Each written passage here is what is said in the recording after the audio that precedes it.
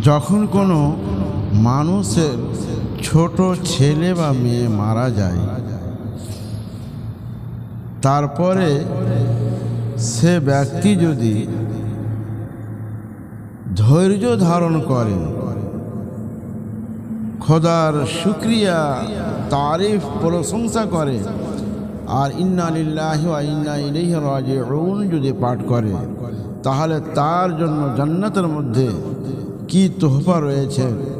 আসুন হাদিসে পাক তিরমিজি শরীফ হাদিস নম্বর 1021 আন আবি মুসা আল-আশআরী, হযরত আবু মুসা আশআরী রাদিয়াল্লাহু তাআলা আনহু থেকে বর্ণিত, তিনি বলছেন রাসূল আকরাম আলাইহিস সালাতু ওয়াস সালাম ইরশাদ করেন যে আল্লাহ তাবারক ওয়া তাআলা যখন কোনো বান্দার ছোট ছেলে বা মেয়ের রূহ কবজ করা হয়, তো আল্লাহ তাবারক ওয়া তাআলা ফেরেশতাদেরকে জিজ্ঞাসা করেন যে হে ফেরেশতা, তোমরা আমার বান্দার ছেলের রূহকে কবজ করে নিলে, আমার বান্দার ছোট মেয়ের রূহকে কবজ করে নিয়েছো।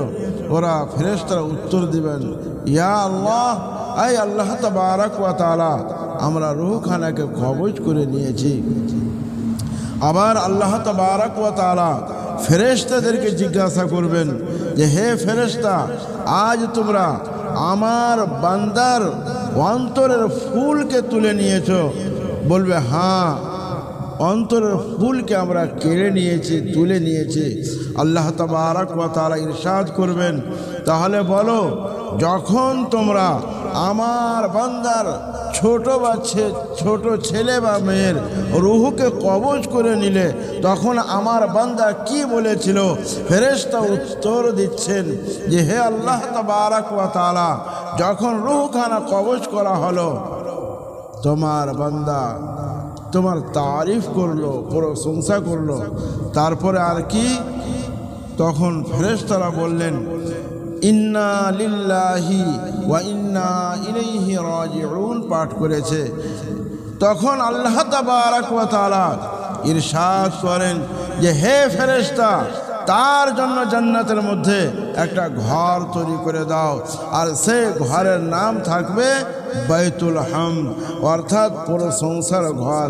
তো বেরাদার, বুঝতে পারলেন এই পবিত্র হাদিস দ্বারা যখন আমাদের ছোট ছেলে মেয়েরা ইন্তেকাল হয়ে যায়, আমাদেরকে ধৈর্য ধারণ করতে হবে, খোদার তারিফ প্রশংসা করতে হবে, আর ইন্না লিল্লাহি ওয়া ইন্না ইলাইহি রাজিউন পাঠ করবেন।